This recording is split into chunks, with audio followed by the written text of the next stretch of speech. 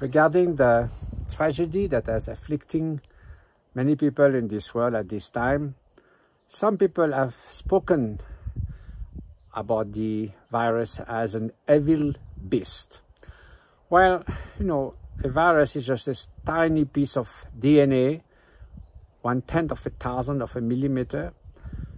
It's certainly not a beast, and it's not evil because it has no intention whatsoever. It's just the way life goes. DNA tried to multiply, and then it has been pretty successful at the cost of many human suffering, of course. So let's not put intention in such a tiny fragment of DNA. I know viruses are all over the place.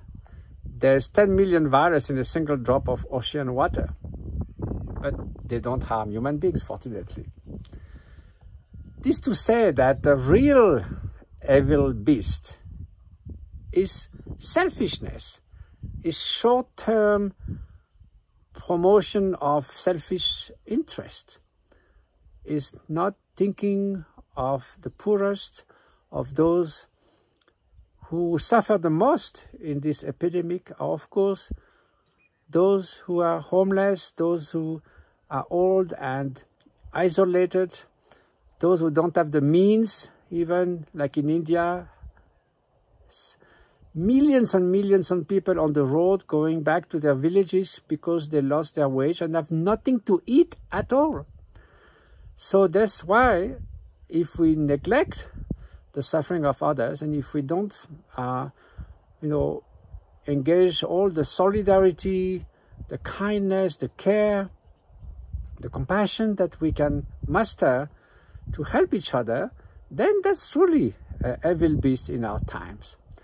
So if you want to work together for a better world, we need to do so really together, see our common humanity.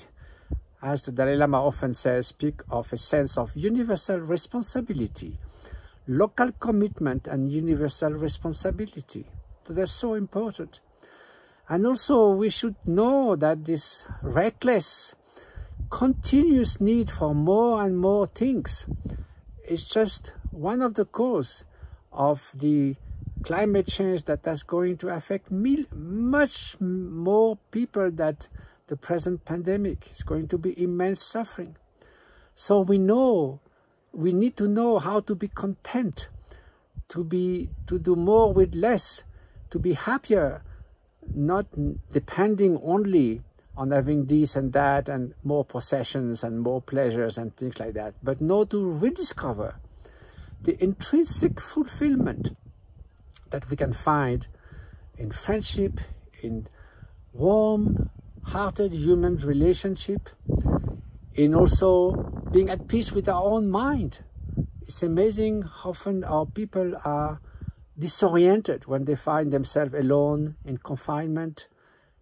I mean, when it's not dangerous for them or they are lacking resources, but just simply the fact that they find difficult to be alone with themselves and with a few dear ones. It's kind of strange because there's such a treasure to find within ourselves.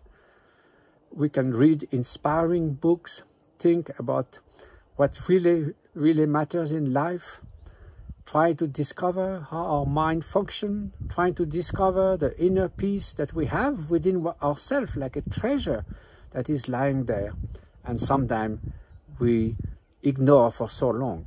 So maybe this time of confinement is an opportunity to rediscover the treasure that we all have within ourselves, the potential of transformation to become a better human being for building together a better world.